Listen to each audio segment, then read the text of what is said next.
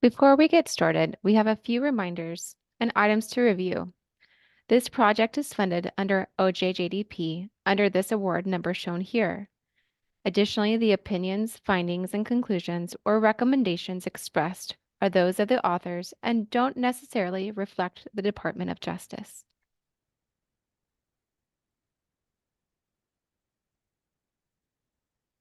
Moving into who we are the Tribal Youth Resource Center, a program of Tribal Law and Policy Institute. We envision a future where Indigenous youth thrive through traditional ways of life, enhancing the opportunities for Indigenous communities to expand their potential and protecting and nurturing their most sacred asset, the youth. At TLPI, we are dedicated to providing free publication resources, comprehensive training, and technical assistance for Native nations and tribal justice systems in pursuit of our vision to empower Native communities to create and control their own institutions for the benefit of all community members, now and for future generations. You could also find these different programs shown on the screen here, and you could learn more about them by visiting home.tlpi.org.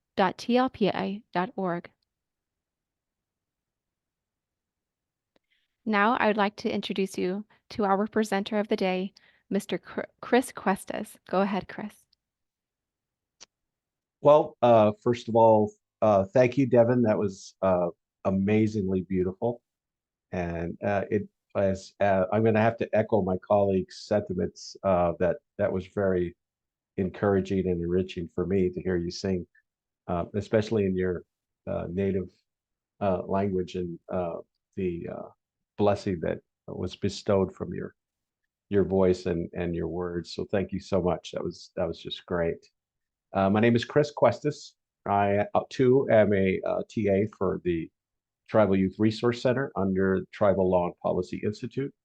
I am a certified DRE specialist and also a member of the Arizona Narcotics Investigators Association. Next slide, please. The challenge that we're up against, and those of you that attended our first session, and we definitely wanted this to be a launch pad for part one. So we're going to try to kind of keep these two concepts together as we move forward. But our greatest challenge is the overall global illicit drug industry has grown into a multi-billion-dollar enterprise, as you can see by the slide. And in the United States alone, we make up nearly almost half of that with the distribution and sales of illicit drugs within our society. And drug cartels are right now the preeminent entity through China manufacturing points and distribution of the ingredients into the United States that are benefiting as far as revenue that's gained from the sale of illicit drugs within our society. And we've seen an increase of 12% since 2022. And there's no question that these international criminal enterprises that have footholds throughout our country. And what happens is the problem begins to mushroom and saturate society as it's happened to us. And then we see the side effects of that and the impact that begins to surface within our rural setting, our tertiary setting, and then into our tribal settings. And in most cases, we are having to come up with a strategic response on the fly, which is very difficult to do. Next slide, please. But the purpose of our session was to educate and empower tribal court professionals, especially those of you that have applied for our Juvenile Healing and Wellness Grant Project or the Tribal Youth Program Project, and figuring out and establishing and looking at ways to be responsive to tribal courts professionals, parents, and especially the tribal and native communities that are in, I think, the crosshairs and in immediate danger of these street drugs and the impact into our children, into our tribal youth. And that was one of the reasons why me and my colleagues thought long and hard on what we needed to present and to get as close to the actual street level challenge that we're up against so that we can pass this on to professionals, community members, and parents. And I think we did a pretty decent job. And part two is going to expand on the concepts, but we're also going to go into some strategies, some responsive strategies, not just for parents, but everyone that is dealing with the multi-lit systems level of this challenge and this problem. But we also want to hear from you. We don't want this just to be a talking head session. We want to hear from you. We want to hear what you're up against, what you're dealing with, and then we want to do kind of a wrap up to be able to kind of give you some points to move forward. We're very big, and I know my colleagues are the same way. We're very big on empowering you with something that you can take away from the session that you can use in your setting and within your community. Next slide, please.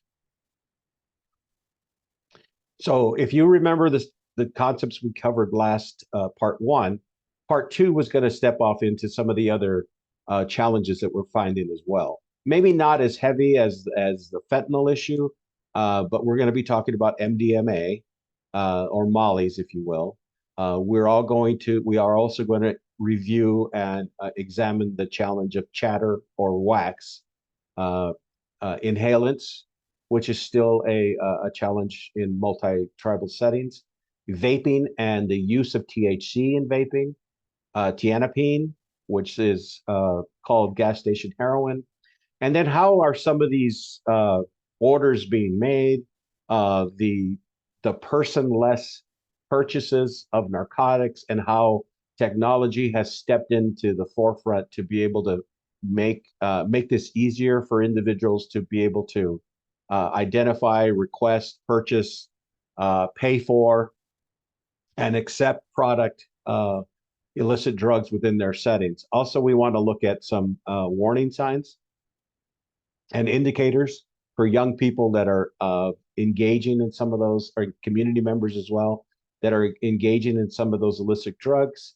And we also want to take it one step further, is that not only what are the warning signs, but what do you look for within a home? What are the signs when the family interacts with the youth or with a loved one? And then not only what to look, where to look, what are the common places that are used for concealment and stashing of some of these street level products. And then, of course, as I indicated before, looking at our wrap up and coming up with a couple of recommendations for level 3 responses, not just from the community side, but also from the law enforcement side, court side, and what can be done to be a better respond to some of these challenges within the tribal setting. Next slide, please. All right, we've made it to our first polling question. Polling, it will preface the next set of slides. Just tell us what you know. Input will be anonymous. So go ahead, Antonia. All right. Does your tribal community participate in recreational marijuana sales? Yes or no?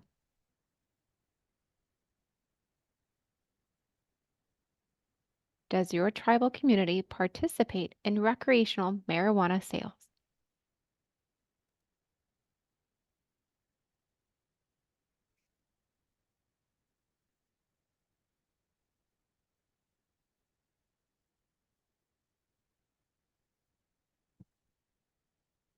"71% said no, 29% said yes." Go ahead, Chris. Okay, next slide. We'll get into THC and marijuana after we address MDMA or Molly's. These were Molly's and MDMA. What we were finding was a lot of young people were being challenged with Molly's because of the influence that we saw within their communities, house parties, and then when youth went into different settings within, once they left high school, went into colleges and things of that nature, being confronted with some of these more party atmosphere drugs. It's also known as ecstasy, mandies, and pingers. And this was one of your standard recognized. MDMA was, you may have heard of it as a date rape drug, along with Rohypnol, ketamine, and GHB, which is gamma hydroxybutyric acid. These are all very common uh, around the party scene. And one of the reasons is they're odorless, they're tasteless, and they're very quickly water soluble. So it's easy to slip this into a liquid of some type, especially if someone that they were having some type of idea of victimizing or taking advantage of. But the effects last anywhere from 3 to 6 hours, but it is ingested into the body within about 30 minutes. It's very popular for the club scene, party scene, as I indicated, and it is a stimulant, but it does have a tendency to uh, lower the inhibitions of the user, which is one of the reasons why it was commonly used as a narcotic or a drug given to someone else to kind of uh, take advantage of them. We're seeing that there's a very severe level of dehydration over a period of time. And that's the second thing that you'll see is not only will they give them the spiked drink, but they'll try to keep them from drinking uh, water because water will wash that out of their system relatively quickly.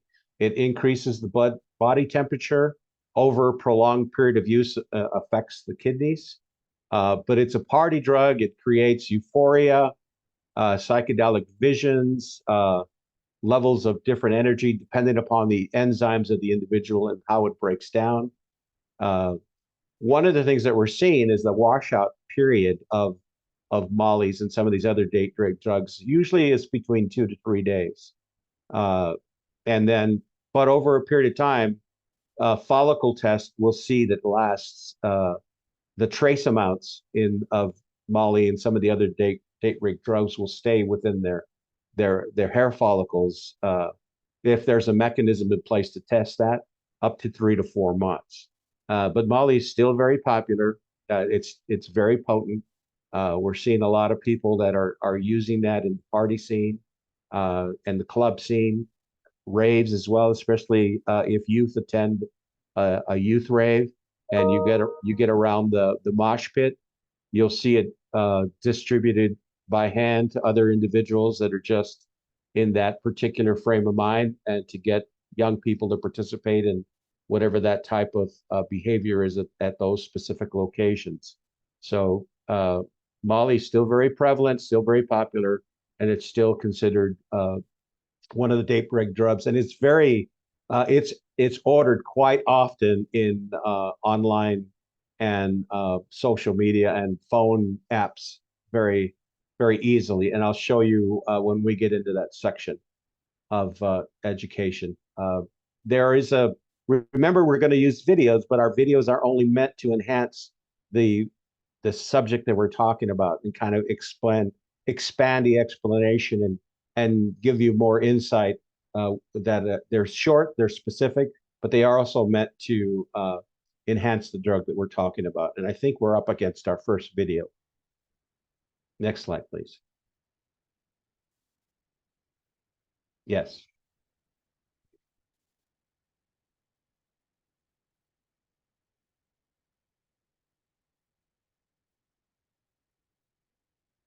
So Molly, or what's sometimes called ecstasy or MDMA, is a drug. People describe it as sort of being like a hallucinogen and also somewhat as a stimulant.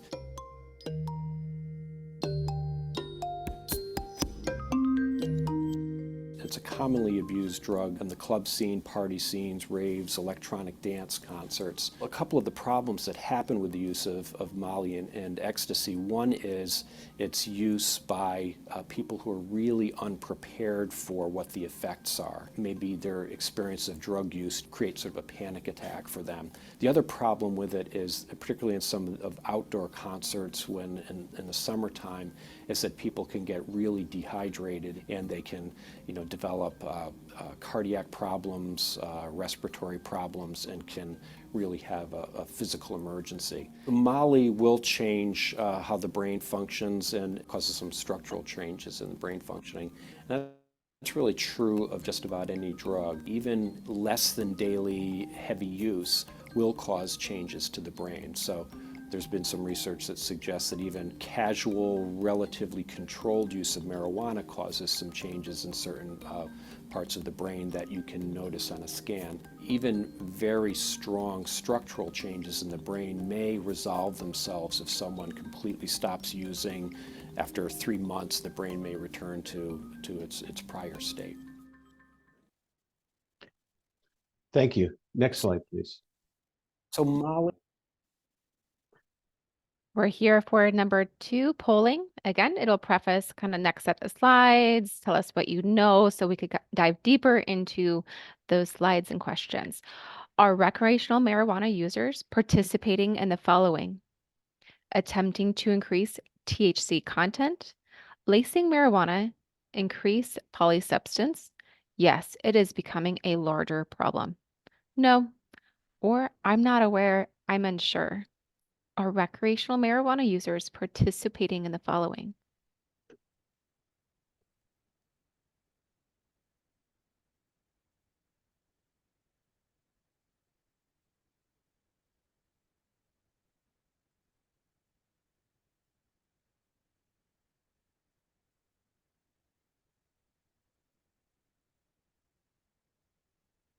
Eleven percent said attempting to increase THC content. 10, oh, looks like it's actually moving up a little bit. Answers are changing. I'll give you a couple seconds here if you decide to change your mind here.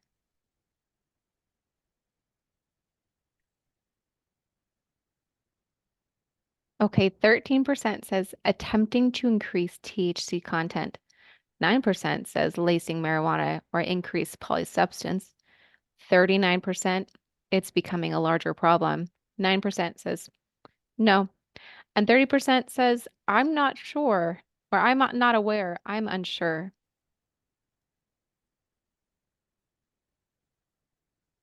Go ahead, Chris. Okay, and that's not unusual. And the reason I'm bringing that up, and we asked that question, because one of the trends that we're seeing within marijuana and THC uses is we're seeing people and young adults trying to enhance the potency of the THC within the marijuana that they have access to. And that is really trending right now. And so we wanted to expand on that a little bit more so that everyone can get a clear view of where this process is heading towards. And the second thing that we wanted to talk about is that the saturation point within our communities with regards to accessibility, and then the mixture of marijuana with other drugs, or what we call lacing. And if you have the opportunity to go into our portal, there's a blog that they graciously allowed me to write and contribute to. And I talked about a young girl that passed away at a party from some fentanyl laced marijuana that she had no idea what she was ingesting. So that was one of the reasons we added this. So we wanted to kind of give you a picture or an idea of what the landscape is changing with regards to marijuana/THC. Next slide, please. So what we're seeing is almost the street level or the internal level of change of THC by trying to increase the potency. And this product is called either dabs, wax, or chatter, like chattered glass. And what these are all THC derivatives. And one of those derivatives that we're seeing that is really coming in and coming on the scene very quickly is chatter, or they call that wax as well. And what you're finding is if you put this through a process that an individual learns either on social media or from their peers or someone that has a little bit higher level of knowledge of the marijuana industry, they're elevating the potency. Most marijuana that you're going to find, it's going to come in with anywhere from 18 to 25% of THC in it that you purchase from a recreational business. But if you are able to either cook this marijuana or put it through some type of process where they use butane to cook the cathinones, you can enhance that by up to 80 to 90% potency. And some I've heard in some drug tests with law enforcement that you can get some of this THC up to 97% potency if you manipulate the ingredients the right way. And the challenge is pure THC is a very deadly and toxic combination. And pure THC really increases the heart rate, and it causes airway spasms and things of that nature. And a lot of young people that are tempting and using different strains of marijuana are not really prepared for it within their system is what the effects are going to be. And we see that it's detectable for up to 14 days through a urinalysis test of these elevated levels of THC, or even 30 days after a blood test.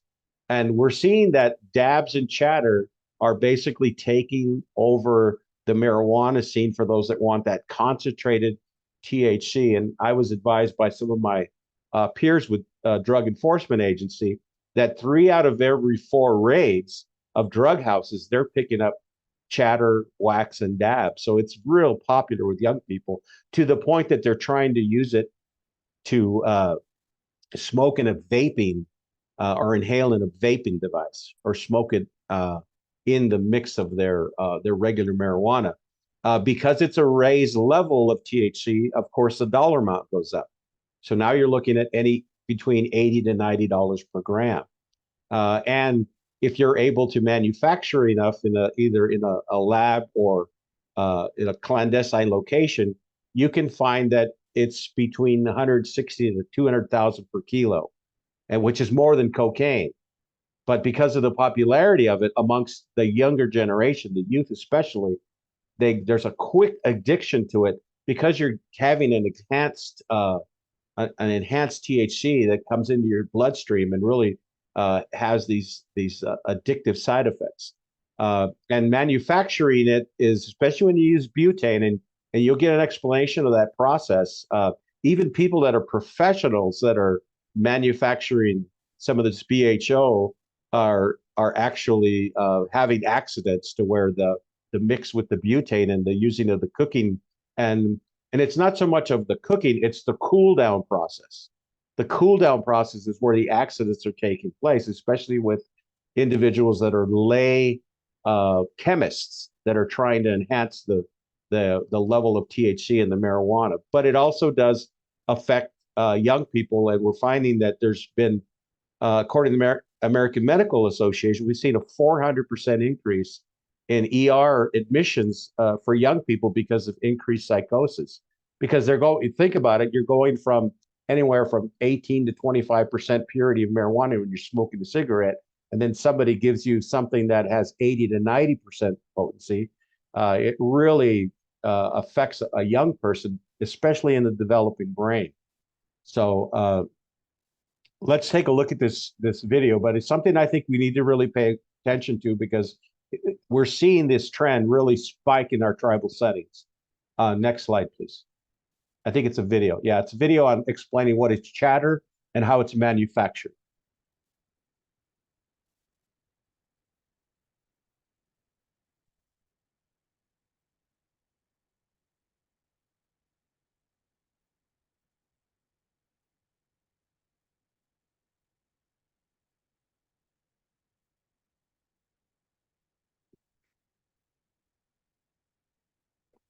It may be the color of honey, but the high you'll get from this cannabis concentrate will be anything but sweet if you overconsume.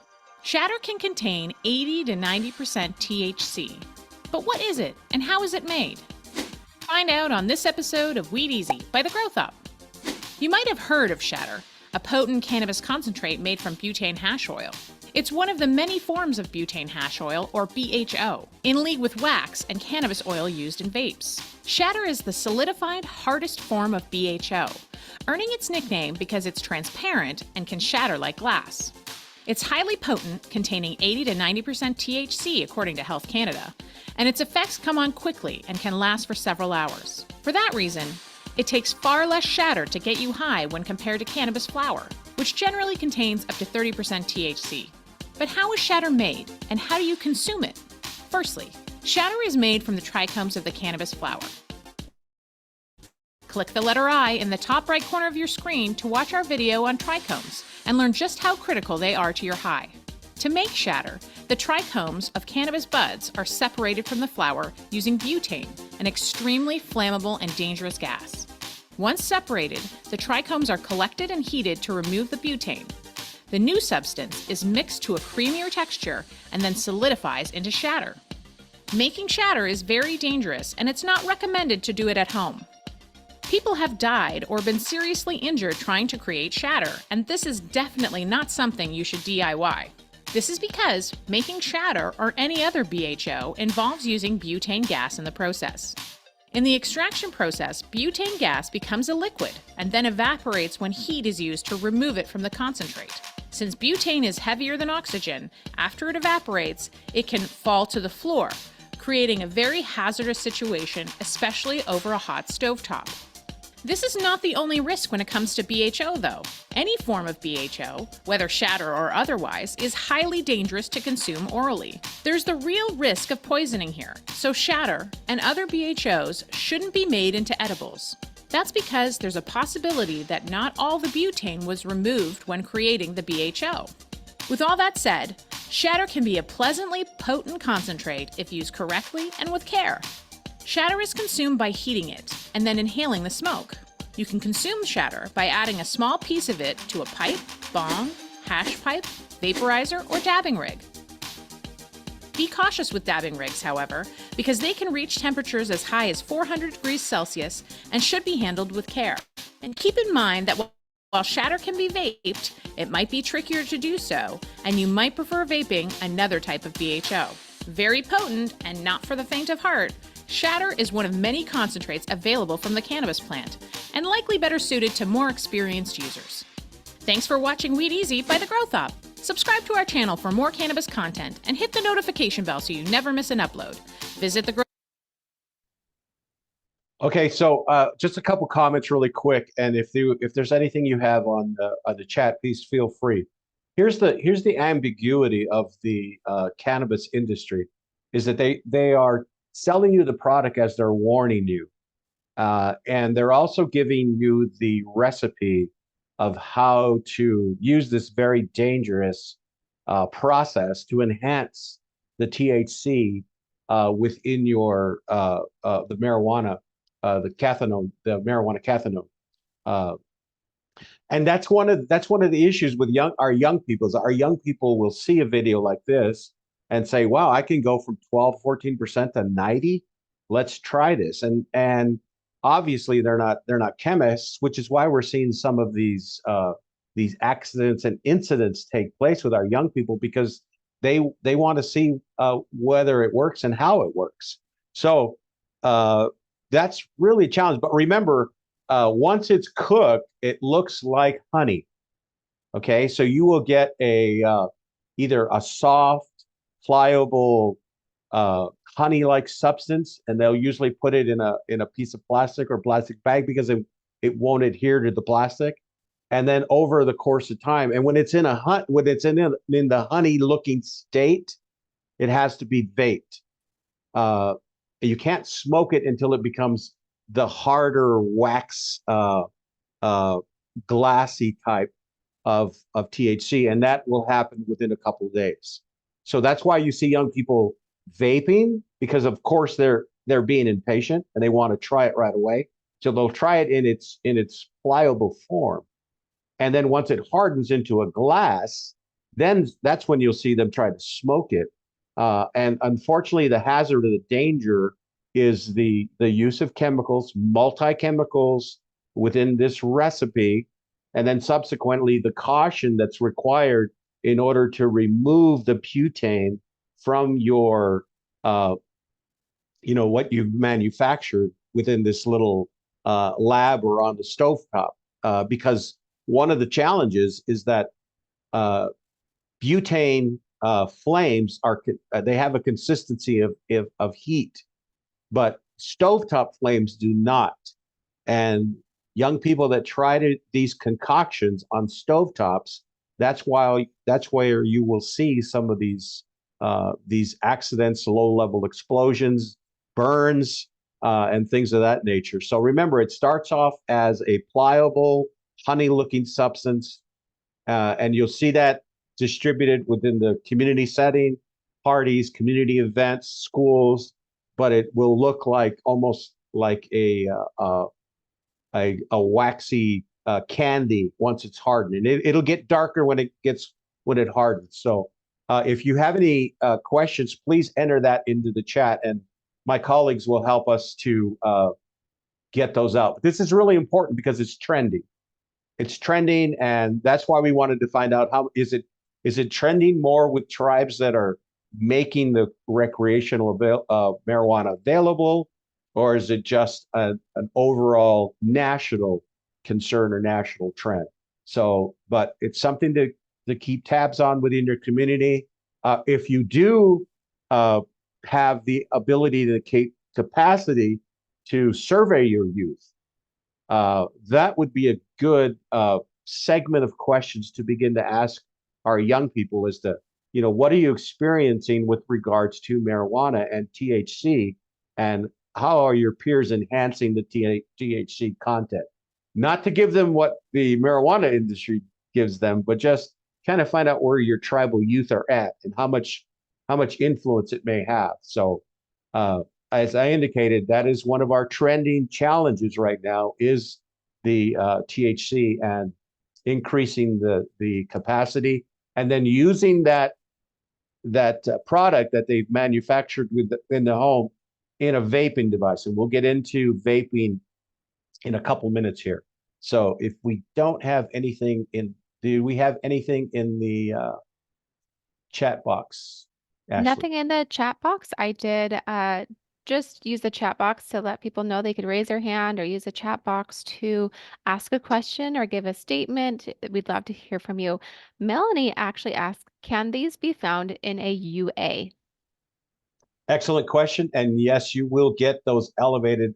There may be a bit of a concern because of the concentration of that THC, but yes, it'll come up in a UA. It'll just be a higher concentration of THC in the test. Good question. Thank you, Melanie. She says, thank you. And April says, yes, it shows up on our panel. So thank you, April, for letting us know. Yeah, some of the take-home panels, some of your take-home tests that you get at Walgreens or Walmart, they are not up to the level to be able to detect this type of concentration of marijuana. It may come back as trace amounts, but it may actually be a young person that is stepped into the realm of dealing with elevated THC through dabs and chatter. So those are kind of the low. They're good, don't get me wrong, and I'm glad that people are using at least a product, but the test kits that you get at Walgreens and at Walmart and those types of situations, those businesses, they don't have the complexity and the technology yet.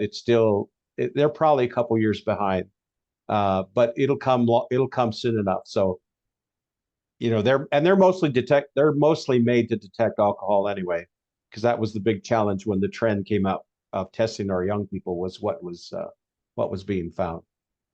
Excuse me for 1 second.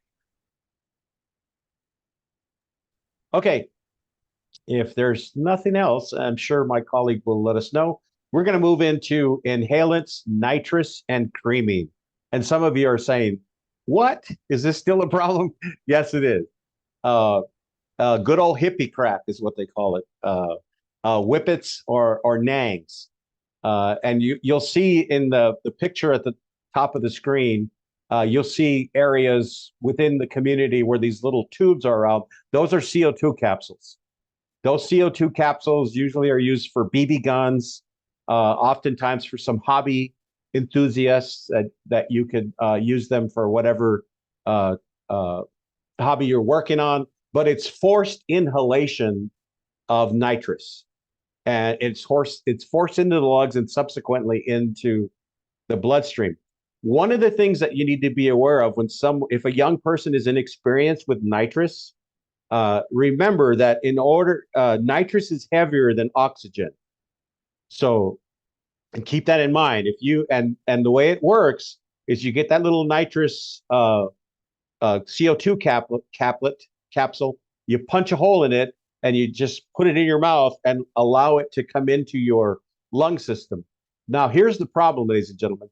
The problem is nitrous is heavier than oxygen. So when the nitrous comes into the lungs, it pushes out the oxygen. And that's why we see that immediate euphoria. It's almost instantaneous.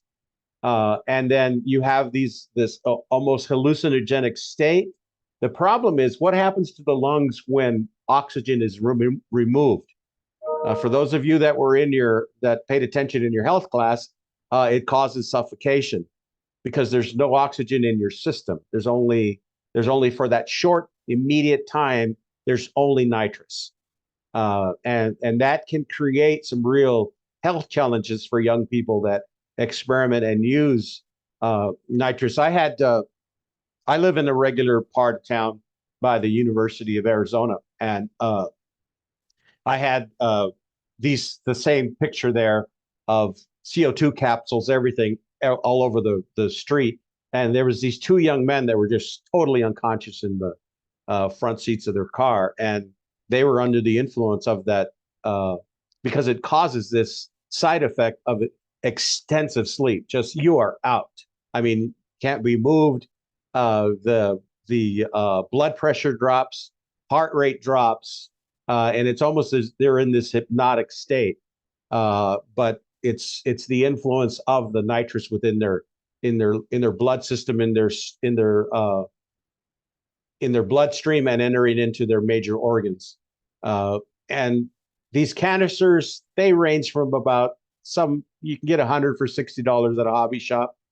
But here's the issue, as I mentioned: suffocation, long-term liver and kidney damage, and bone marrow damage, brain disorders, and nerve damage. Now, there is nitrous in whipped cream. And that's kind of the old school way of inhaling nitrous. You would go to Walmart or Kmart at the time, or any of your grocery stores with your baggy pants. You would fill your pockets with whipped cream canisters. But you have to be real careful not to shake it, because at the top, nitrous is heavier than the cream. I mean, lighter than the cream. So it's at the top of the can. So you set the can down, you put your mouth over the nozzle, and you just slowly squeeze all that nitrous into your lungs. And it was enough to get high, and then you throw the canister away. And I was working in a tribal community, and it was kind of interesting. I had a parent call me and was asking me about what were all of these whipped cream cans doing on her street. And she says, I don't understand, because and I think it was like October, November. She goes, there's like 6 whipped cream canisters on my street, but I only made 1 pumpkin pie. So I don't understand how the kids are using all of this whipped cream. And I explained to her that it had nothing to do with her pumpkin pie, regardless of how good it was, which is actually my favorite pie, but it had to do more with taking the nitrous off the top end of the can. So it's still a challenge. It's still an issue that we're dealing with, and it's still trending in tribal communities. Next slide, please. All right. Again, polling number 3, a question prefacing the next set of slides, and just tell us what you know. Are steps being taken within your community to educate tribal on the hazards associated with vaping, tribal youth on the hazards associated with vaping? Some, none. Searching for assistance with that. So are steps being taken within your community to educate tribal youth on the hazards associated with vaping? some, none, or searching for assistance.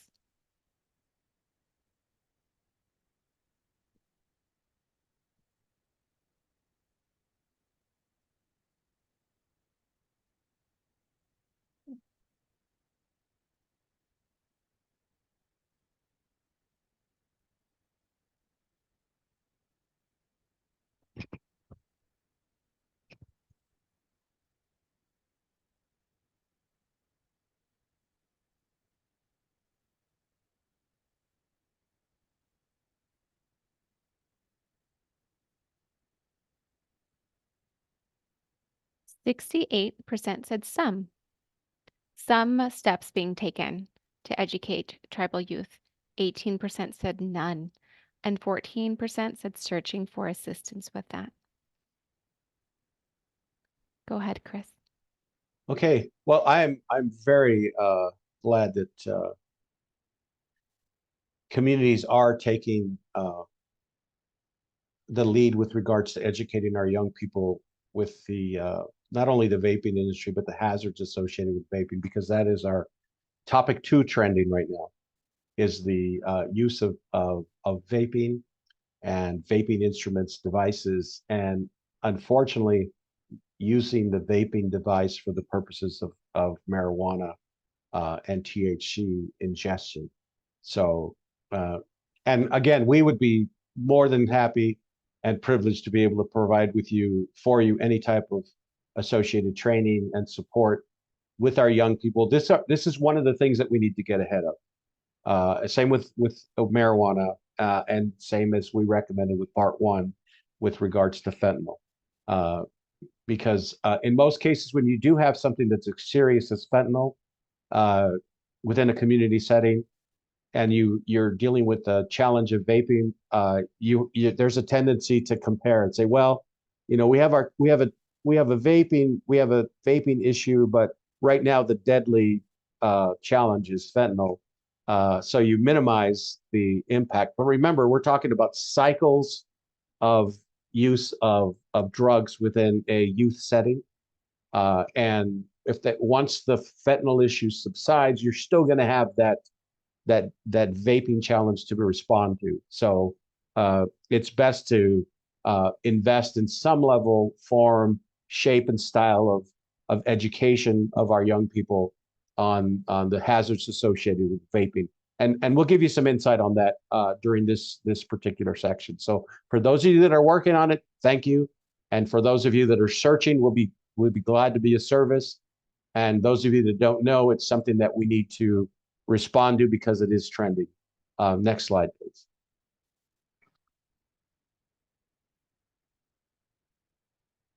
Okay, vaping and THC. It is a multi-billion-dollar industry. And studies are showing us that 30% of the industry target sales to our youth. And you can see that by the tone and style and the mechanisms that these ad agencies are using to present this as non-volatile, non-threatening, non-hazardous, and the entire depiction of coolness associated with vaping. CDC is calling it a youth epidemic. And remember, one vaping device, the ingestion and the uses of the fluids in one day vaping device is the equivalent of nicotine ingestion for 2 packs of cigarettes. And it does escalate that nicotine addiction. Again, there's a tendency to say, well, on the scale of things, is this that bad? Well, I think the challenges and the hazards speak for themselves. We're seeing this increase.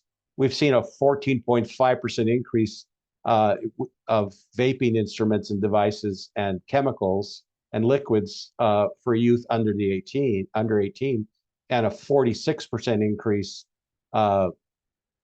for youth. So, and I would encourage you to take a look at this national health survey. And people are always asking me, what does this really hurt our kids? Well, I think the best way to do that, and this is probably one of the best videos I've found, aside from the opioid video that I showed you on part 1, is our next video. I think it's probably one of the best ones that was made for. And I actually have some of the tribes that I consult with. I have them running this video on a loop in the waiting rooms, at their clinics, and some of their facilities, because I think it kind of encapsulates everything and all of the challenges that we're dealing with when regards to vaping. Next slide, please. And then we'll get into THC vaping.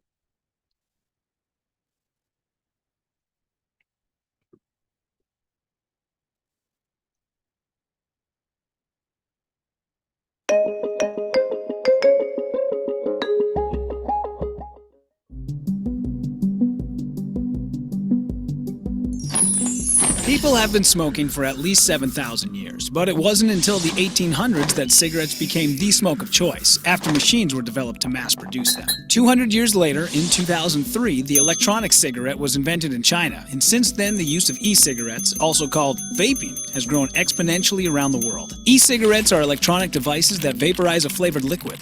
They all used to look like cigarettes, but now they come in many shapes and sizes. Many look like pens or small boxes called mods. What they all have in common is 1. A power source, usually a lithium battery. 2. An atomizer, which heats the e-liquid. 3. E-liquid or e-juice, which usually contains flavors and nicotine. And 4. A cartridge or tank, which is filled with e-liquid. Heating the e-liquid creates a cloud of vapor that looks like smoke, but without a lot of the lethal components contained in tobacco smoke. Many people assume e-cigarettes are safer than traditional cigarettes because they don't burn anything or create tar in your lungs. But it took almost 7,000 years for humans to realize that tobacco causes lung cancer, throat and mouth cancer, causes heart attacks and strokes, and damages the lungs. E-cigs, meanwhile, have only been around a little over a decade, so there just hasn't been enough time to figure out what effects they'll have on your body. We do know that e-cigarettes deliver nicotine just like the traditional cigarettes, causing increased heart rate and blood pressure.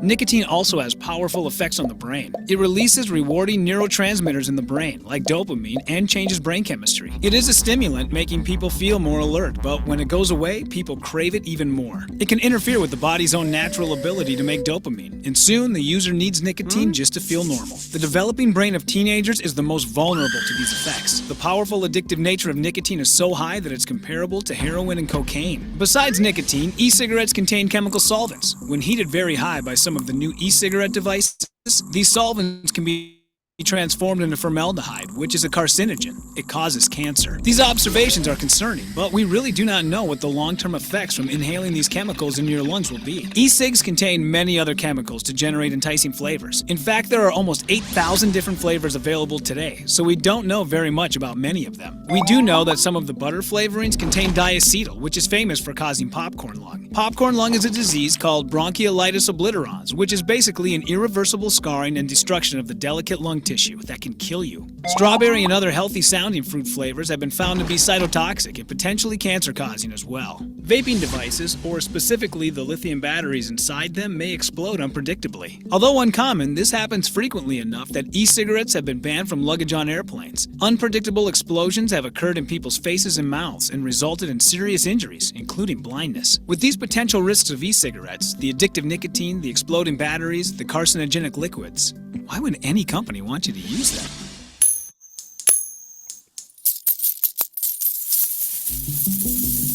Sales of e-cigarettes approach $8 billion per year and are increasing. The truth is, tobacco cigarettes kill about 50% of people who use them. So tobacco companies, known as Big Tobacco, need to keep recruiting young people to become addicted in order to stay in business. Here are some actual documented quotes from tobacco executives. "We don't smoke that shit, we just sell it. We reserve the right to smoke for the young, the poor, and the stupid.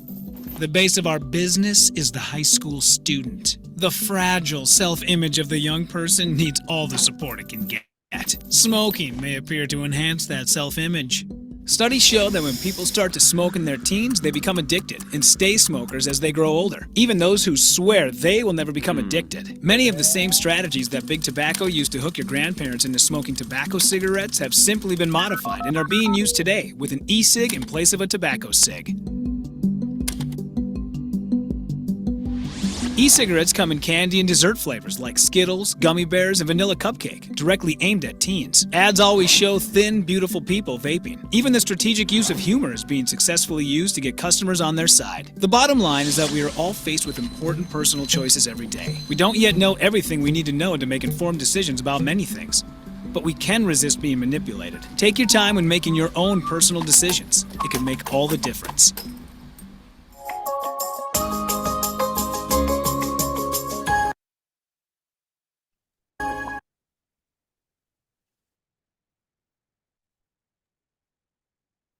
All right, our last polling question. And if you have even additional comments or questions on the polling, just use your raise hand button or the chat function.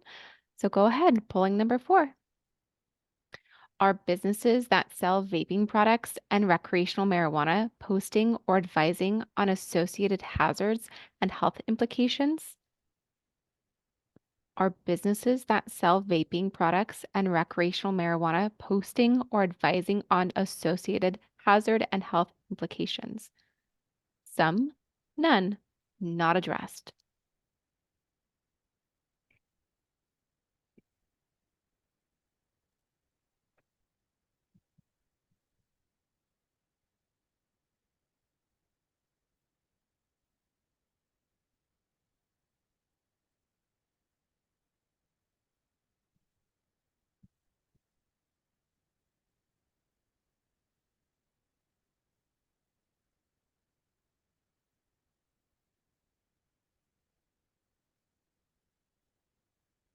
"44 says some, 22 says none, and 33 not addressed. Thanks for sharing.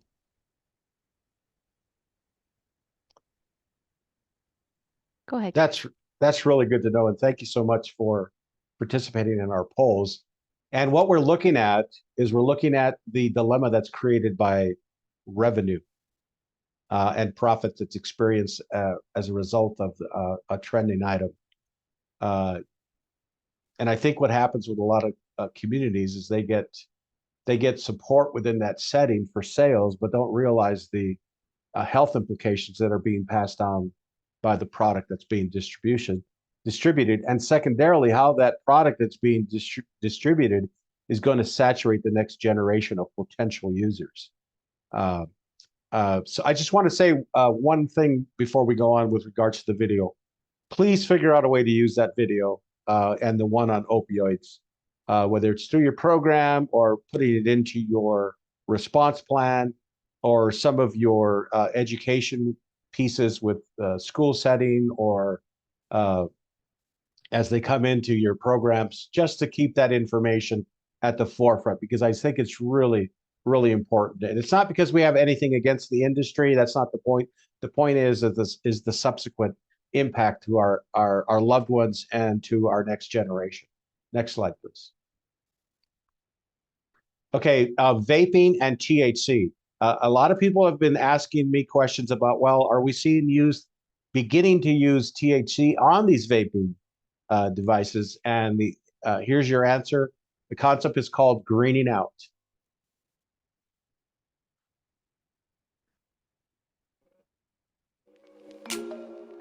Vaping cannabis may be legal when you're 18 or older, but are there risks? Even though vaping exposes you to fewer chemicals than smoking, it can still be bad for your health. Smoking burns cannabis to create smoke. Vaping heats a cannabis product to create vapor. This heating process can create new chemicals that can be harmful when inhaled.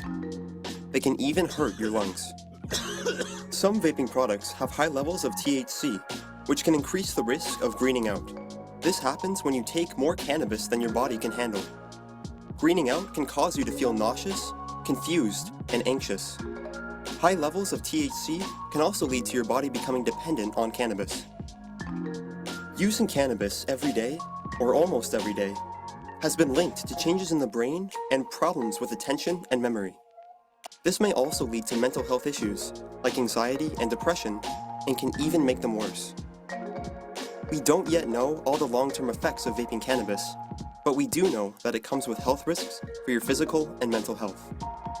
Vaping cannabis comes with risks. Get the facts, know the risks.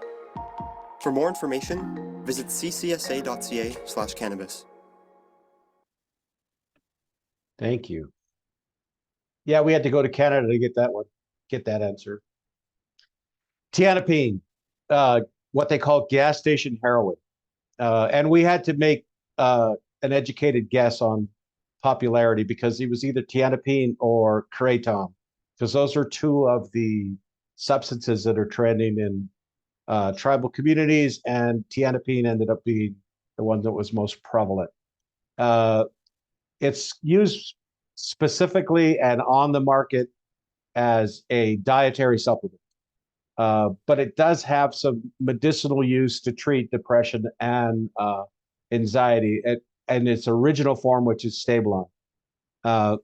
It does have some opioid side effects, but as long as they maintain it as a dietary supplement, then they are able to kind of come up from underneath the federal restrictions for distribution and sale. If you drink, it's kind of like a zoomed out 5-hour energy. It gets into your system within a really short period of time, and it washes out in about 12 hours. A lot of truckers use the Tianepine, and you can feel it pretty quickly. And one of the challenges is it's prone to stacking. And what stacking is if you kind of feel a lull in your energy and you're kind of feeling a little down, and you're on a long haul drive, or you're just your energy level is waning a bit, you'll take another shot.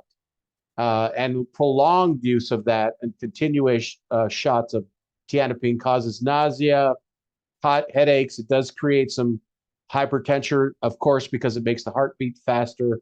And then you get the physical muscular responses, which are the tremors. They go between, you can get them for between $3 to $10. Some states have outlawed Tianepine in the form of a dietary supplement. You can get 15 of those 6-pack caplets for $30. But it's popular. It's a quick shot. A lot of young people are now starting to experiment with it of those that need kind of attention span during school day or energy during an athletic event. You're seeing young people begin to find this as some type of suitable replacement for just our natural energy and our natural energy level, especially if they've gamed all night long and they're exhausted the next day for some type of event or activity, or even to prolong the gaming experience. They'll start down in some Tianepine. So it does have a connection to the gaming industry. It's kind of recommended amongst these gamers that are blasting or basically going all night long. So just keep that in mind.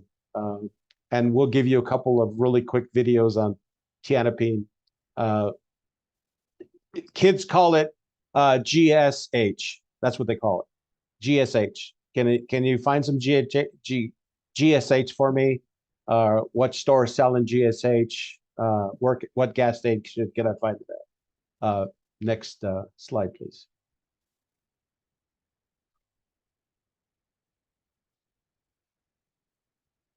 The countries that have allowed and approved this for real medical clinical use are using a dose that is 60 times less, and this is in a regulated area where they're paying attention. It's 60 times less than what Leslie or anyone could get by walking into a gas station where there's no oversight. It's incredible to even think this. It's amazing that we're even talking about it. Thank God we're bringing it to light.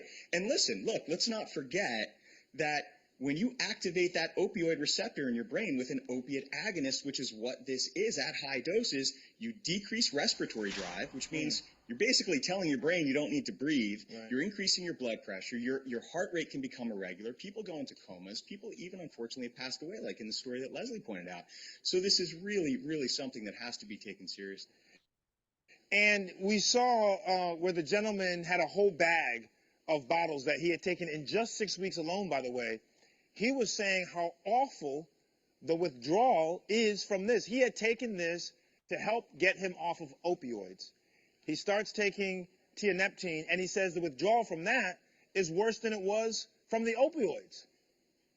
Yeah, you know, we think that it affects some of the monoamine chemicals in the brain, potentially dopamine, serotonin. We think that it might affect glutamate, right? So it's doing other things too. So when you're trying to get off, you're really messing with your brain chemistry here. You develop a physiologic dependence, meaning when you stop, you're going to get sick. You develop a psychological dependence to it because you're getting a euphoria, you're getting a high, all your problems are going away immediately. And as you mentioned, short half-life. Listen, I do addiction, I do detox.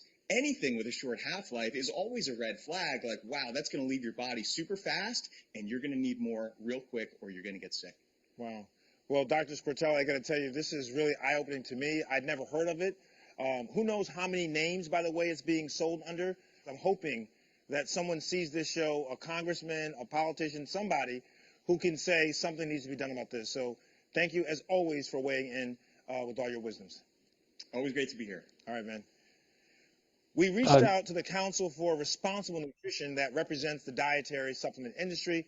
The association had this to say in part about tianeptine. Tianeptine is not a legal dietary supplement ingredient. Any company selling a product containing tianeptine as a supplement is in direct violation of federal law and is putting consumers' health at risk. CRN encourages strong enforcement action by the FDA to address illegal products on the market. Of course, you can read the full statement on our website, thedoctorstv.com. Next slide's another video. You could just go ahead and play this one. The FDA is issuing a warning on Neptune's Fix products. It's also known as gas station heroin. These have been linked to seizures, loss of consciousness, and even death. They contain an antidepressant called tianeptine. This drug is not approved for use in the U.S. The FDA says this antidepressant may interact with other medications in a life-threatening way. Neptune Resources agreed to voluntarily recall its Fix Elixir products, but if you have some at home, the FDA says get rid of it or replace it, or return it rather to the place of purchase. The FDA is... Okay, thank you. All right, let's get into phone apps, text orders, and emojis. I'm sure this is all going to be brand new for everyone, but this is kind of the direction that the industry has taken. So we'll start with this video with regards to person-less drug purchases. Go ahead, please. The DEA is giving you parents another reason to check what your kids are doing on their cell phones. So the agency says that drug dealers are actually targeting young people through some popular apps. They're selling to them and even in some cases trying to recruit them. But parents, as 10 Tampa Bay's Eric Glasser shows you, there is something that you can do right now to protect your children. I didn't know this was possible. Popular TV therapist Laura Berman says don't think for a minute it can't happen to your child. A few weeks ago, her 16-year-old son, Sammy, a straight-A student planning for college, died from an overdose of fentanyl. His friend was kind enough to share a screenshot that our son had sent him of a drug dealer that he had connected with or had connected with him on Snapchat. Now, heading into summer, the DEA has a warning urging parents to check their kids' phones. Drug dealers, they say, are specifically targeting young people using popular apps like Instagram, Snapchat, TikTok, Tumblr, and Twitch. They will actively go out and market and find teenagers. It's not a matter of if your kids are going to be targeted or exposed, they will be. In some cases, say agents, young people are even being targeted for recruitment by drug dealers who use social media apps or, in a handful of reported cases, interactive video games like Fortnite. They would like you ultimately to also sell pills for them. So if I can give you one pill free, now you're my customer, and now give you pills to sell to your friends, now they're all my customers too. Agents say kids have their own language when it comes to this stuff, and parents need to learn it. For example, they call social media drug dealers plugs, and a lot of the drugs sold on apps like Snapchat are cartridges laced with THC that young people call carts. The DEA has posted all sorts of information on its website, advice to help parents educate themselves about the apps that are out there and lingo being used before it's too late. We don't even know how to get onto their devices, most of us, much less are we monitoring what they're doing. And that's a life or death miss for us. So the DEA actually has all sorts of help and resources that are available at a website that's set up specifically for things just like this. It's called smartaboutdrugs.gov. And I know Eric was mentioning some of the names there, and I'm not caught up on all the lingo either, but kids do disguise what's getting passed around. So taking a deeper dive, here's just some of the terms you're going to want to look out for if you do get to sneak at their social media. Things like Xanax, Valium, they're often referred to as blues or tranks. Drugs that are hallucinogens, LSD, mushrooms, they're referred to things like Special K, acid, caps, and then other drugs like cocaine and MDMA, they can be referred to as bump or molly as well. So just some terms you just want to, parents, obviously keep an eye out for. Now, we put together a guide with more street names and abbreviations. That way you guys are in the loop. We made it easy for you to access. Just take out your phone, scan this QR code right here. It's going to send you right to our website where that link pops up, and you got all those names that you can watch out for in our story on 10tampabay.com. Thank you. Next slide. The DEA.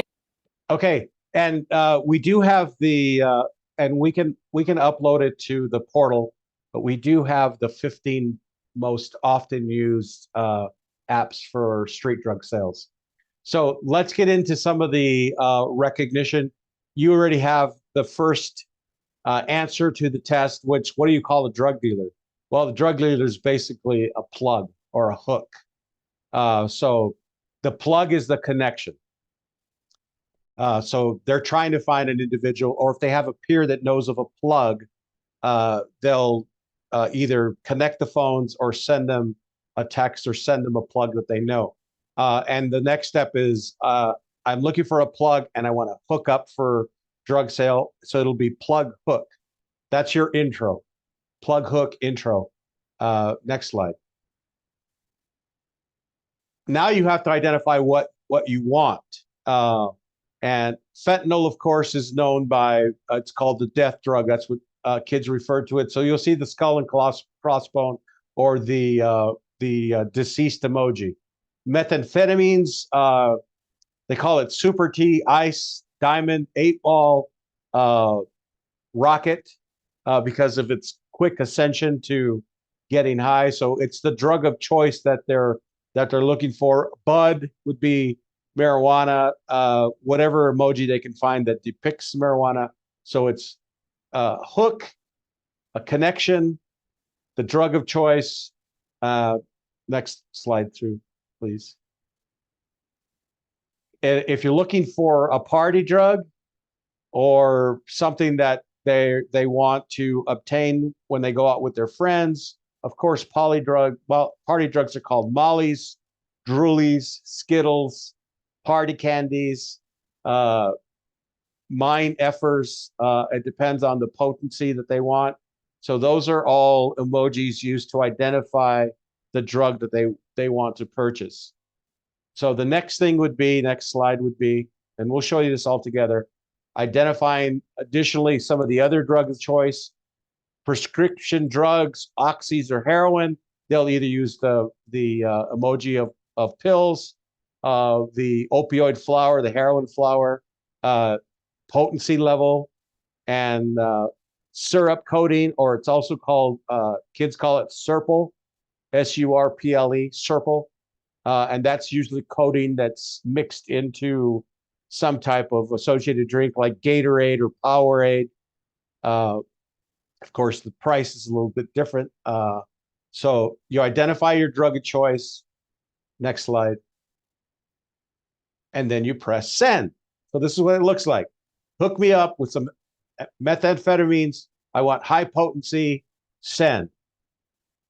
Drug connection, fentanyl, pill form, which is probably, if you remember our last session, blues, and then you press send. And they'll have the connections from either their peers or their common street seller that sells to youth, or someone that they know will already have their message set up in their phone for them, or a peer has sent them a text with the connection. So those are the common ways to order. And once you push send, a couple minutes go by, and then this is what you get back. Slide, please. This is the response. And you can see these are both screenshots, and these are menus. This is what I have. Do you want 10 milligram, 15 milligram, 20, or 30 that looks like M30s, and then they'll give you a menu of what they have available, what I have that you can order now, and those are screenshots from what they received back after they press send. So, and look at the mushrooms, 8 balls, cocaine, Percocets, which are perks, acid tabs,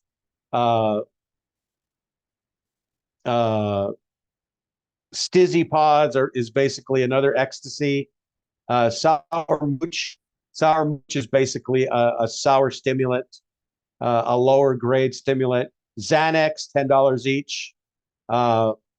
Backwoods are basically cigarettes that have trace amounts of either ecstasy or THC on them, and those are $20 probably per cigarette. So, but you can tell by the Stizzy pods that they only want to sell volume. They don't want single sales. So they present the menu, and then you indicate what you want in your response text. And next slide, please. Now you have to work out how you're going to pay for it. And most everyone here that is under the sound of my voice has some type of payment app that they can establish that payment process, whether it's Google Pay, Venmo, PayPal. Well, they don't ask questions what you're buying, what you're paying. You just agree on the amount, enter it into your app, and then press send. And then after that, they'll give you a location of where the product can be picked up or connected with. And someone, I'm sure somebody's thinking, do they use those UPS boxes that are on the side of convenience stores? Do they use PO boxes? Do they use absolutely. They use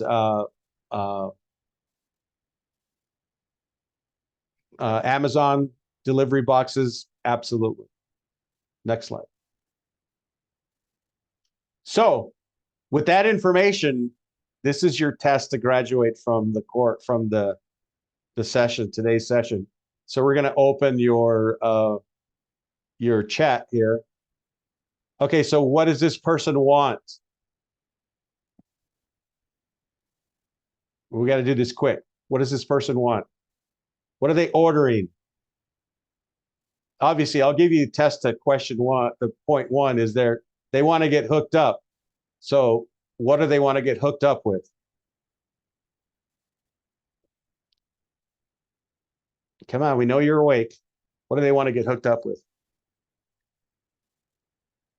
Anyone? Yes, thank you. Thank you. My head hurts. I'm sorry if your head hurts. Remember last session, what are blueberries called? Part 1 session, blueberries are referred to as what?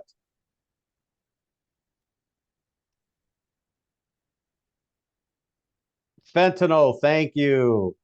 So this person wants to be hooked up with blueberries. Those are fentanyls. That's fentanyl. So those are the M30s. Now, how much do they want? Remember, right now, because of the price, what are we looking at as far as packaging and sales? They're going to sell you. They want to purchase enough to not only use, but to sell on the streets as well. And what's a K-Pack? Remember last time we met, we explained to you what a K-Pack was? Anyone? What's a K-Pack, students? Waiting for the answer here. This is the time to exercise.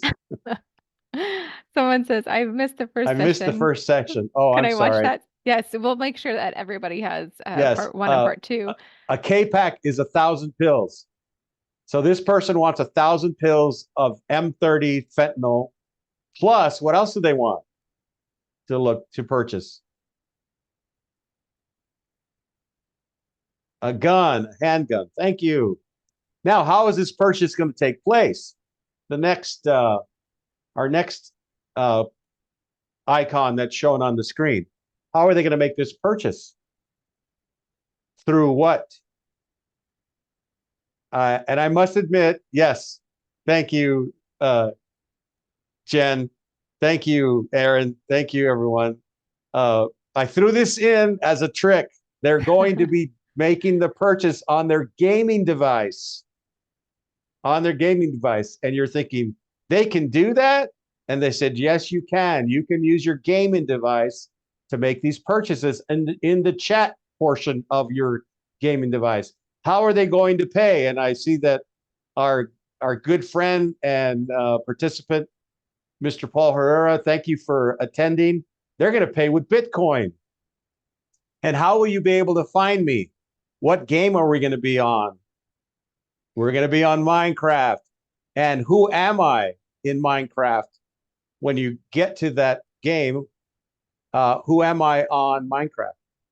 I'm the Purple Dragon. Yes, Purple Dragon is a very popular character in Minecraft. So the Purple Dragon is the character that is the individual that wants to make the purchase and press send. So this entire process was explained to us just from using emojis and placing the order to a gaming device. And yes, it's very popular, happens quite a bit. And you've all passed. You all passed the test. So thank you all for participating. Next slide, please. So what do we find? What are we going to see? What are the actual telltale signs, physical indicators that we find from young people that are going through these processes and the acceptance of some of these substances of abuse in their system and with their peers? Well, obviously they become so focused on the drug of choice and the new indoctrination into this lifestyle. You'll see a change of appearance. You'll see the loss of appetite. Their hygiene will change. They won't pay as much attention to them. You'll start seeing some responses with memory challenges because of the toxicity of the product that is now entering into their blood system and into their, their lifestyle, their common lifestyle that they're now accepting. They lose interest in family. They lose interest in social activity. In some instances, they become secretive in nature and they shut themselves in. And then there's constant search for resources to fund their new process and their new addiction. So you'll find that a lot with young people. Their change in social circle and friends. And one of the things that I've always taught communities and families, and you see the same thing with young people that begin to engage in the gang subculture, is that you find a different level of aggression when you're dealing with kids that are being indoctrinated into the gang lifestyle. Well, when you see young people being indoctrinated into the drug lifestyle, you'll see the circle of friends begin to change. They won't associate with those kids that are popular, that are focused on their academics or some of their athletic competitions and even some of their cultural events. And there's almost as if there's some level of a shame associated with the fact that they've kind of left the safety confines of the family and the security of their culture, and stepping out of that.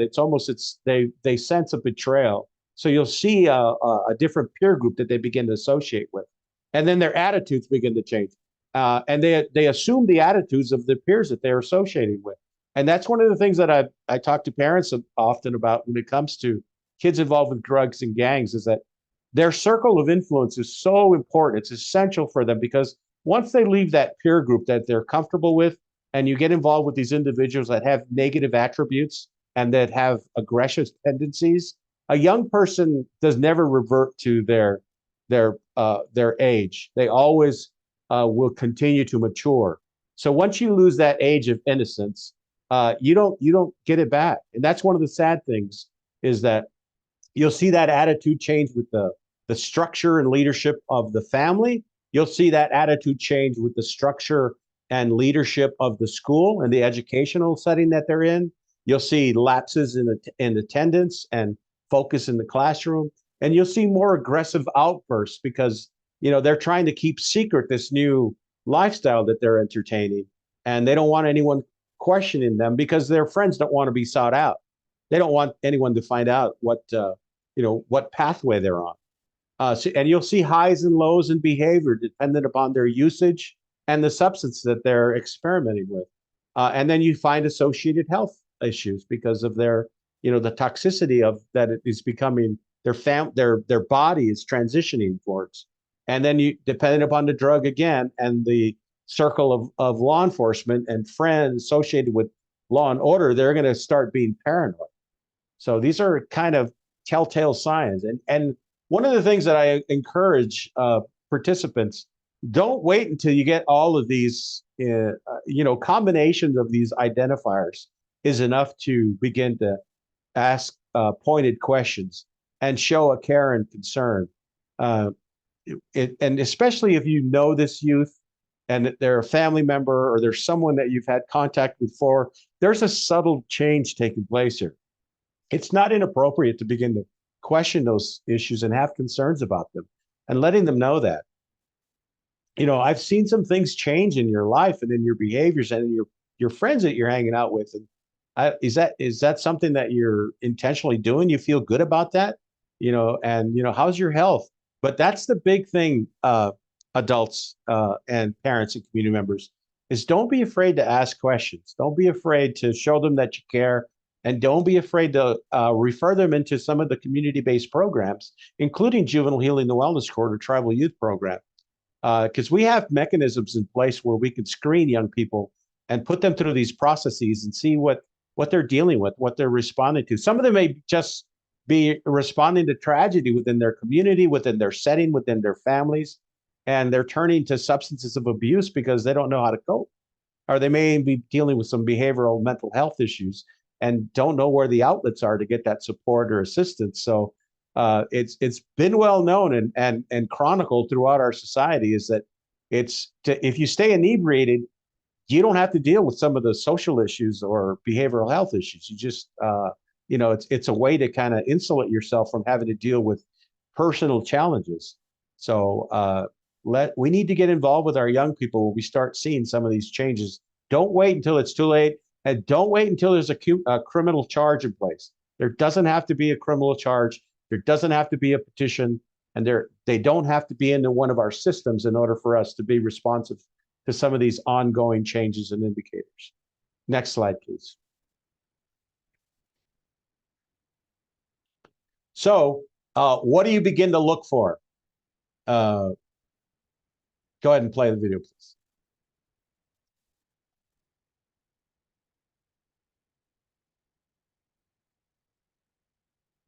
Injuries. Parents play a big role in keeping their children off drugs, but it can be hard to keep up with the latest drug trends and the warning signs, and that's where the experts come in.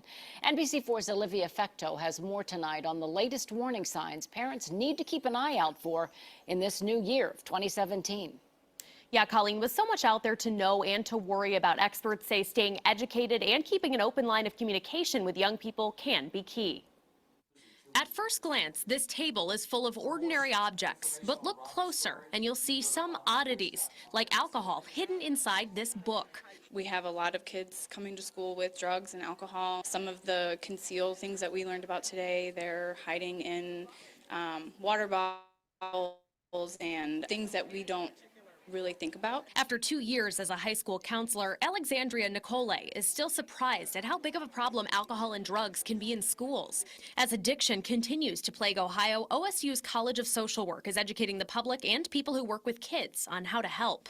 Where we used to think of this as just a inner city issue, it's now something that's affecting people in the suburbs and rural areas. That means sharing information about how students are hiding drugs or alcohol, or signs that a young person is using. That maybe they didn't recognize or understand what they were looking at. If you notice that your kids are hanging out with new friends, they are being kind of distant, look, those are small signs that we see that we need to dig a little deeper into. Brittany Ward is a Master's of Social Work student and the mother of a 9-year-old. It definitely worries me, and even though my son's pretty young, he'll be going to middle school here in a couple years. Communication is key.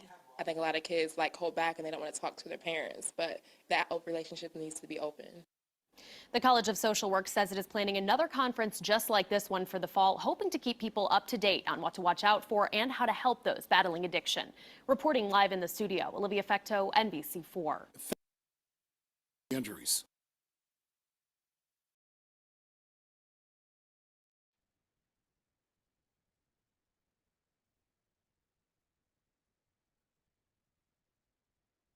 This isn't just an innocent teddy bear, and these tennis balls are way more than just tennis balls. These two moms are finding out that drugs can be hidden in the most unlikely of places. Donna DeStefano has a daughter recovering from drug addiction, and Karen Stout has 3 teenage daughters. If we see little changes in behavior, a sudden unexplained drop in grades, maybe looking around the room and seeing something could give an explanation to that. DEA Special Agent Timothy McMahon says drugs can be found in unlikely places around the home. He enlisted the assistance of former drug addict Brian Alzate to hide the drugs around Donna's house. About that teddy bear. Undo a couple stitches and a perfect hiding spot for a little baggie of marijuana. Same with tennis balls. Just slit a hole in them and it's a perfect place to hide drugs. In this case, a hairbrush is more than just a hairbrush. The head slides off, turn it upside down and it opens up, and there you have a little baggie of marijuana. This looks like a tube of suntan lotion, but look again. You put a funnel in it and it holds liquor. And look at this. Drugs can be stashed in the sweatband of a baseball cap. As for your daughter's lipstick, well, it could really be a drug pipe. If it's in a makeup bag or in a purse, just looking in at it, you just think it's just a regular tube of lipstick. Brian says he used to hide drugs in a container of protein powder. Another place to hide narcotics is to cut a slit into the backpack straps. What we want you to do is go through the room. It was time to put these moms to the test. Could they zero in on where drugs were concealed? They discovered the drugs in the teddy bear. Uh-oh. Soda doesn't sound like that. And what looked like a can of soda surprised them. The top twists off to hide drugs. Oh my God, look at that. Also, beware of sneakers. Well, you just put your hand in and you're feeling around to see if there's anything. All you have to do is pull up the sole. Oh, we didn't do that. And We just a couple little baggies of marijuana. And here's a real shocker. When you guys were looking, you were looking around the bathroom. Right. But I don't think you got what was We didn't over lift here. the lid or look behind. Take the lid off. Oh, look You at have that. a little container just floating on, sitting on top of the water. Wow. I cannot believe the everyday things that are in your home that can be something not innocent and you think that it's totally innocent.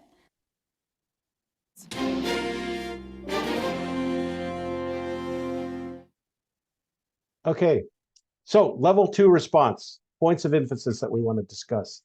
Number 1, I think we need to begin to take this trending drug threat personal and look for more of an exigent response.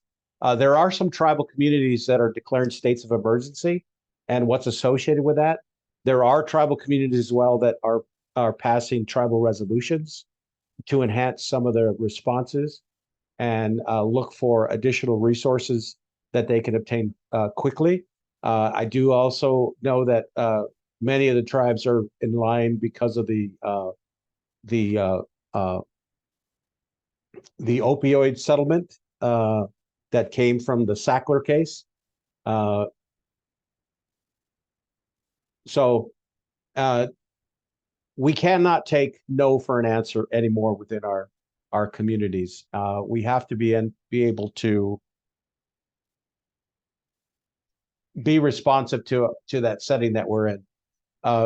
Experience success changes people's mind and creates momentum. If you are engaging in some of the community-based education that we talked about, and working with your partnerships within your community, and you begin to experience some success, a lot of that will create momentum within your tribal setting. Don't be afraid to ask your leaders, what is the strategy within our community? What is the response and the complexities of our challenges? And what can we begin to do to impact these influences upon our tribal youth? And coordinate and collaborate. We need to work together. There's a concept, we have to work smarter and not work harder, coordinate with what's happening with our surrounding jurisdictions and some of our other national partners that we have, but look to see where the community fits into that process. If you remember, level 1 response was to begin to outlay and develop a plan, establish a group, and begin to build these tiers of responses, these layers of processes and partnerships, even to the point of establishing memorandums of understanding, but beginning to emphasize what we want to see happen within, not only within our setting, within our region, within our schools, and within our communities, what our expectations are. Next slide. There are some other issues that are on the national level that I think that are important. Look at some of the DEA-sponsored events and annual activities that take place. I know we're going to be coming up real quickly on missing and murdered Indigenous women events, but that are all the month of May. And then we also have National Night Out. That is also a national program. DEA sponsors a prescription drug release and response to be able to get some of the prescription drugs that are not used and are old within the families and the take back nights. So keep that in mind.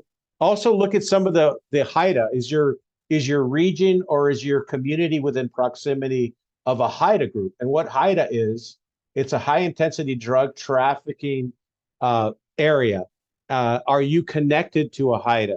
For example, the tribes in North and South Dakota and in Nebraska, they would be connected to the Omaha HIDA.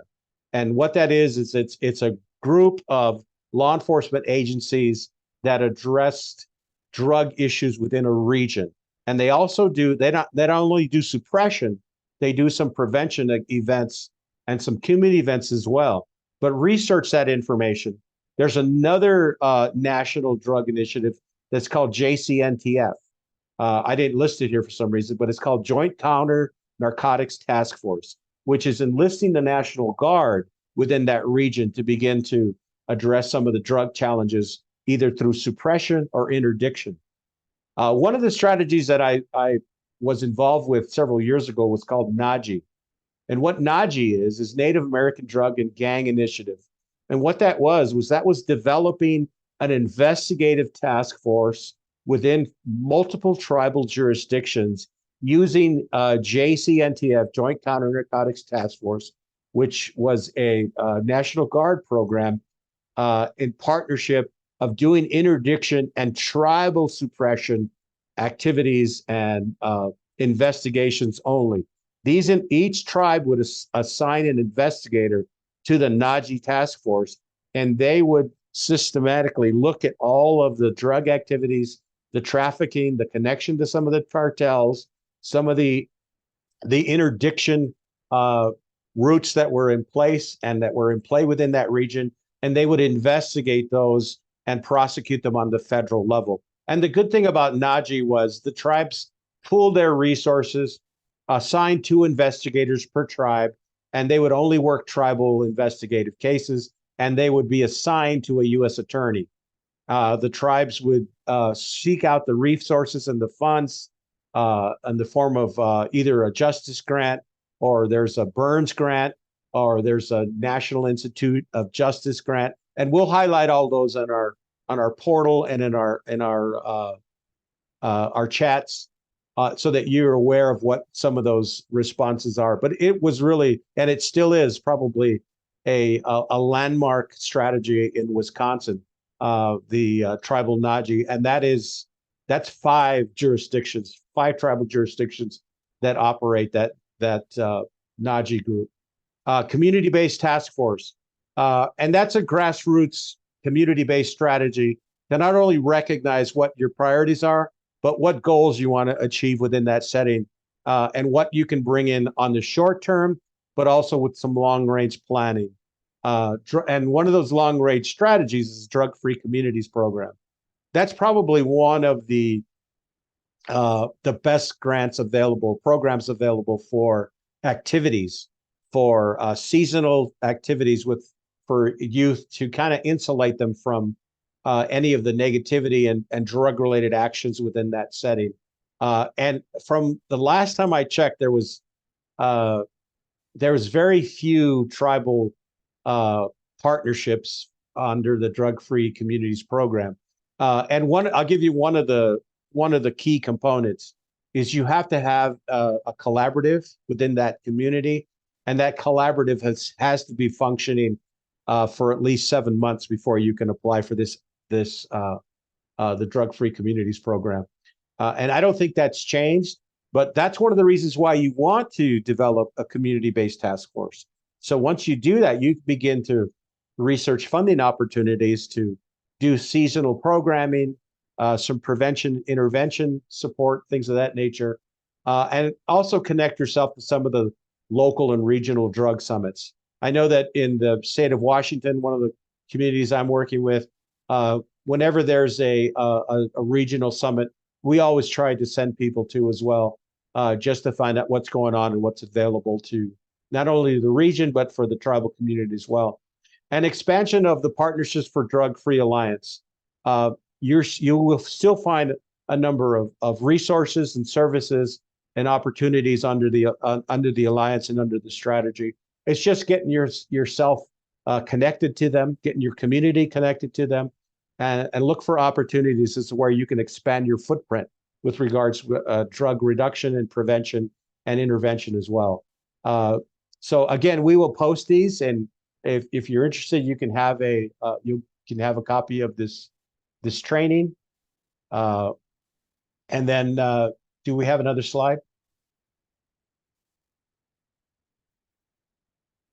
Remember, the aim of our session was to educate our communities, update our grantees and our community stakeholders, because we're up against some really trending challenges specific to street drugs.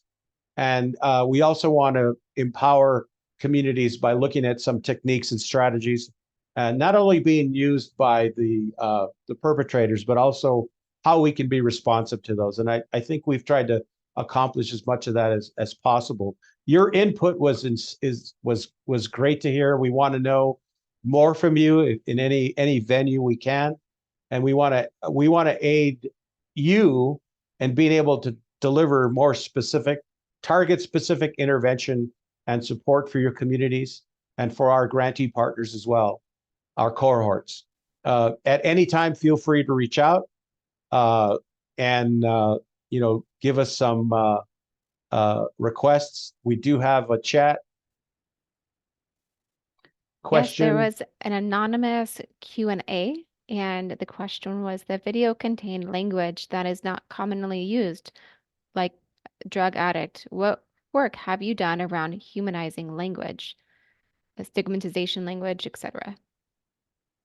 Well, I do know that there are some transitions taking place within the substance abuse response, and we're aware of those.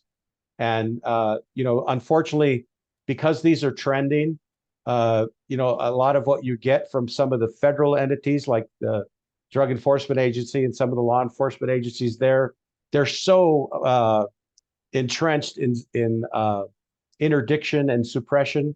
I'm sure they're not comfortable yet with some of this language, but they will be.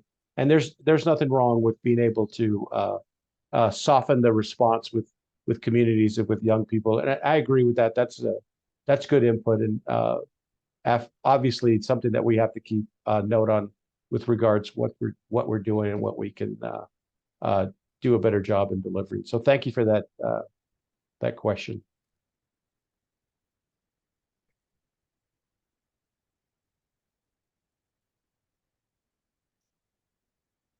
And Antonia, next slide, please.